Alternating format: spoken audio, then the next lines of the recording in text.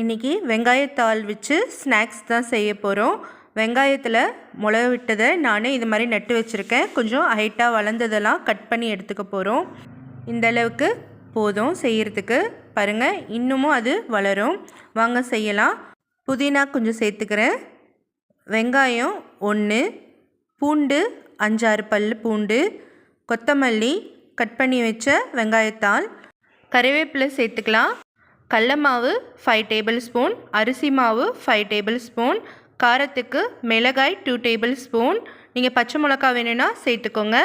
மஞ்சள் தூள் 1/2 table spoon, உப்பு தேவையான அளவு, பெருங்காயம் கொஞ்சம். ஃபஸ்ட்டு நல்லா மிக்ஸ் பண்ணிவிட்டு தண்ணி சேர்த்து இந்த அளவுக்கு மிக்ஸ் பண்ணி வச்சுக்கோங்க. எண்ணெய் சூடானதும் ஒன்று ஒன்றா போட்டு எடுத்துடலாம். அவ்வளோதான், சூப்பரான ஒரு evening snacks spring onion bonda ready ஆகிடுச்சு. வீடியோ பிடிச்சிருந்தால் மறக்காமல் லைக் ஒன்று போட்டுருங்க.